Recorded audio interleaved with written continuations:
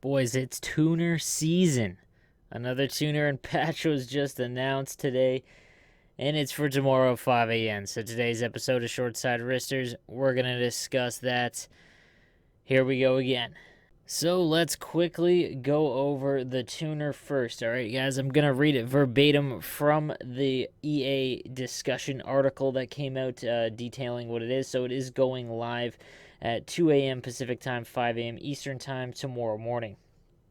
So the tuner notes, they turned down the top level ability for speed, acceleration, and agility when back skating with the puck. So for everyone who can't stand the back skating, calls it ballerina, it's not hockey, you should all be stoked, because if someone holds this back skate with the puck for an extended period of time, they will no longer be able to coast into your zone and actually make moves. They'll slow right up, and just you won't be able to do it for an extended period of time. You can still do the half spins and whatnot, but you have to time them, which makes it a little bit more complicated. So again, the better players at it probably won't be as affected. They might start it later, but they won't be able to do it starting it from the neutral zone line all the way through the blue line into front of the net while skating backwards. That just won't happen. So that's fantastic.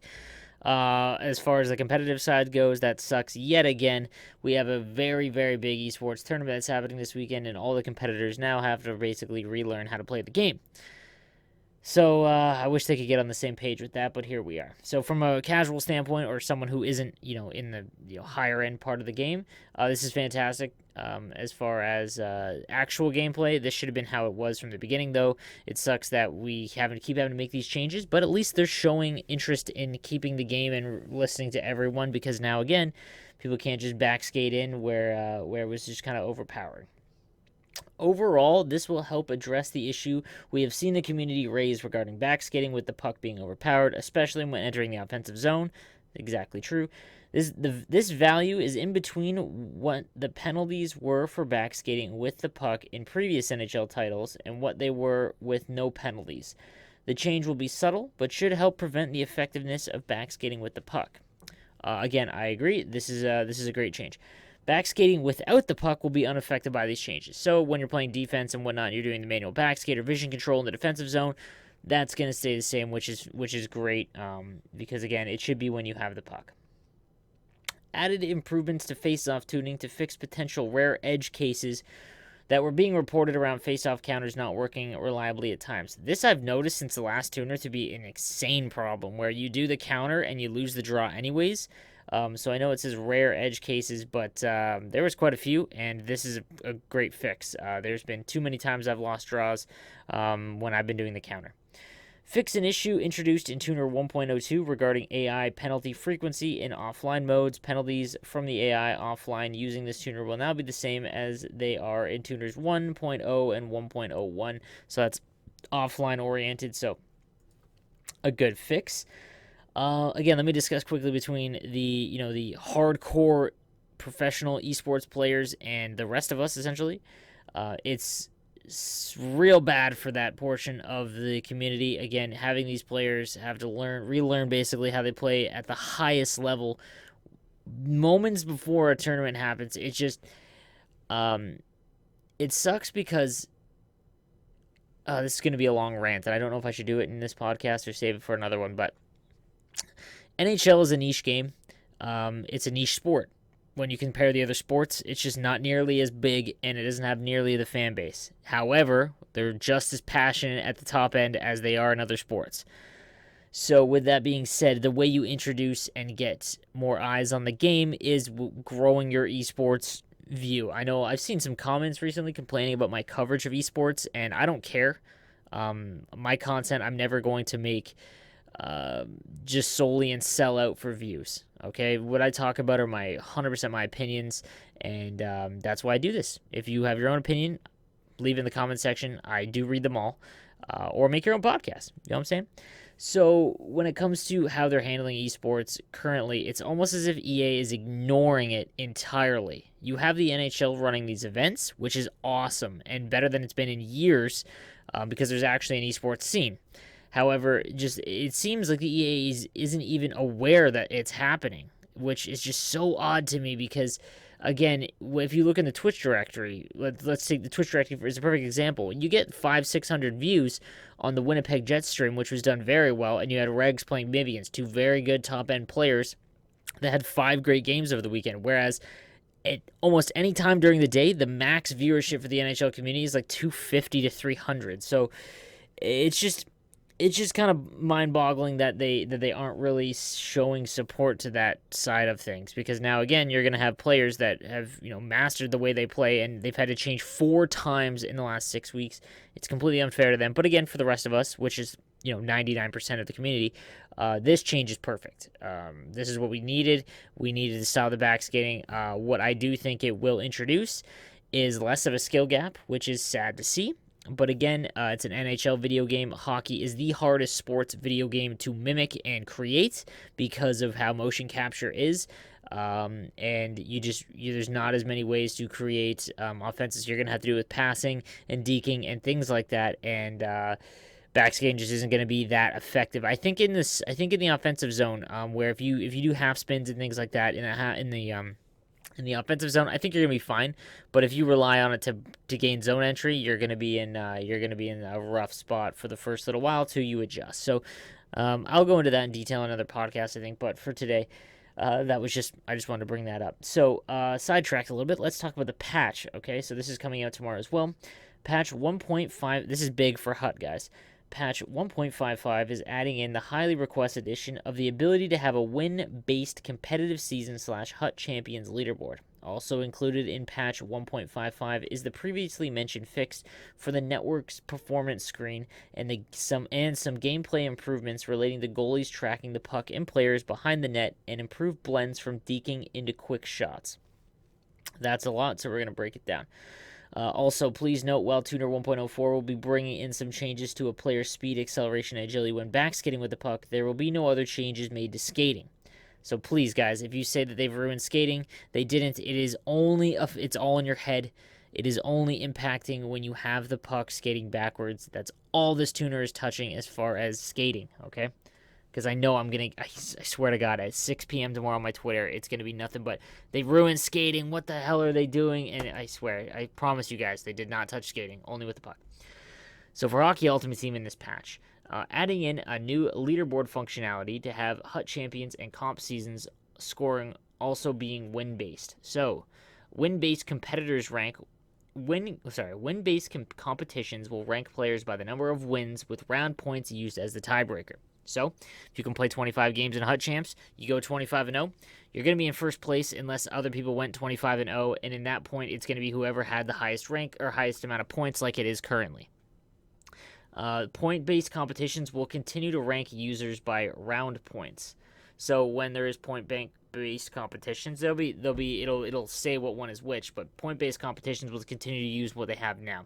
So, it looks like for HUT Champs, we're 100% going to the win-based one, but they also state here that point-based competitions will also be in the game, but I don't know what that's for, whether it be specific ones, and they're testing it out for the NHL 20, but HUT Champs does look to be going to a win-based rank. Remove the ability to see the opponent's team name and information during the loading screen. The screen will show your network connection and the HUT logo now. This is... big pros and cons to this. One, you can't win trade. If you don't know who you're loading in against, you really can't have win trading. So at the top end of HUT, this is great because it stops all that crap and garbage from just loser players win trading for like cards when they're just not earning them. I can't stand anyone that's not earning it. But that also means that guys that are top end players, they're going to have to grind games. Like, you're going to have players that have 20 wins and 5 losses, let's say, in HUT Champs, that maybe aren't all that great, but because they played so many games, that makes it tough. But, I mean, if you really want those cards, like, you got to think that, guys, that, like, HUT Champs cards are, there's only 5 top-end ones, right? Like, 5 each week, and they're obviously added in more now with the lesser rankings, but, like, those cards should be rare. Rare is, like, super rare and hard to acquire, so... I mean, it's tough because now you're forced to play, but I think HUT Champs, you should have to play quite a bit. It does suck for some guys, but I don't think this is a bad change. Honestly, I really don't. In my own opinion, the fact that you can't see who you're playing also means you can't back out and run. So if you're a member of the community, I'm going to use Hazy Hype because everyone listening to this is pretty in tune with the NHL. Now they can't run. Hazy Hype is famous for knowing everyone in the community and backing out against anyone that he knows. So now he can't do that. So he's going to have to play some biggies. And honestly, the only way you're going to get better is if you actually have to play the biggie. So I think that's a good change. So, with the addition of win-based leaderboards, we will be able to use them in any Hut Comp season mode while still maintaining the functionality of being able to do points-based events. We wanted to maintain the points-based events functionality as there are certain season structures, i.e. Hut Champion qualifiers. So Hut Champs qualifiers is still going to run the exact same way. That way you don't have to play like 7 games to get in that make a lot more sense to do in point-based competitions as opposed to win-based. That's a great change. That makes perfect sense. Additionally, we have removed the ability to see your opponent's team name and information during the loading screen, as we have received complaints from a lot of players that opponents would back out against them if they recognize their name, making it harder for them to find a game. You will still be able to see the connection bar as you enter the game. Again, guys, like I said, it sucks for guys that are top end players, or not even like Gren or the huge famous ones now for professional NHL. Okay, even guys like, I'm gonna use PSN for an example. Guys like Game Time or Henny, like top end Hut players that just are very very good at Hockey Ultimate Team. Um, it not being able to find a game would be so frustrating for the top players. Now, I am not one of the top players, but I'm taking it. I can see their point of view. Having to spend 3 hours to play 2 games because no one will actually play you is pretty garbage, especially when it's win-based. Imagine it's win-based and you could still see your names. You would never play anyone you would know. So doing those changes in tandem works perfectly, in my opinion. It's also going to force the biggies to play each other, which is great. I think that's a fantastic idea. Online, fixed an issue where the network performance screen was showing a user's ping rate as half of what it truly was, e.g., a 20 ping rate showed up on the screen as 10. This is purely a visual fix and will not affect your online experience. It will now show correctly on the screen. So when you're feeling like you're playing in mud, but it was showing like a 15 ping, it's going to show you the correct one. That's a great change. Here are some big ones, okay? Gameplay. Improved how goalies track puck and player motion behind the net. Improved how goalies react to wraparound attempts behind the net. Improved blends from deking into quick shots to make the timing more realistic. Improved motion into backhand toe drag in some contexts. Identified and fixed a bug where a player skating backwards with the puck wasn't properly accepting the with the puck penalties to speed, acceleration, and agility. Alongside the bug fix, we've also done some tuning changes to reduce the impact of what the original values were supposed to be. So let's break this one down a little bit because it is pretty big. If you've watched again at the higher end competition of NHL, you know that there is a kind of an exploit you can do to do a wrap glitch behind the net. Now, anytime they remove a glitch, I'm all right with it. I will say this: it was extremely difficult to pull off, and it did kind of create the skill gap amongst top end players because it also stopped the skill zone. If you skill zone, you are putting almost all of your players in front of the net, and the backhand made you have to not. Or had to make you actually attack behind the net and kind of play for that. And it was a good way to beat someone who was skill zoning because, again, when you're skill zoning, you're not behind your net at all. You're just all in front of your net, and the backhand glitch wrap was an easy way to do that. But, again, it was very difficult to do. It'll be interesting to see if this helps your goalie coming off the post. So if you hold the backhand and skate all the way around and you're on your backhand, come out in front, the goalie will come off the post a little bit, and you can just turn around and do a forehand right into a wide open net. I'm interested to see if something like that is taken out with this because, again, this is impacting how goalies are going to play with players behind the net. Improved blends from deking into quick shots to make the timing more realistic. This is referring to doing a deke and being able to get a shot off quickly. This should make toe drags and things like that better. I would have to test it in game to see what this is actually going to fix. And then obviously the penalties and whatnot to skating backwards with the puck for a long time. You're no longer going to accelerate or keep your speed. You're going to decrease in speed and to the point where you're just basically standing still, which again, great change in my opinion. And then lastly, it says the gameplay changes made will help address some of the key areas we've seen complaints about: backskating with the puck, wraparound goals, and the shovel shot style goals. These are the only changes made in patch 1.55. So the shovel shot was basically holding backhand and then skating into the slot and firing at top shelf. Again, it wasn't something very common, but again, these are all goals that were the result of making the goaltender react a certain way, which is a glitch goal. Short side wristers are not glitch goals. Either are D2D one timers, things like that. Those aren't glitch goals. Glitch goals are things that you do. Because it's a computer simulation, it's black and white.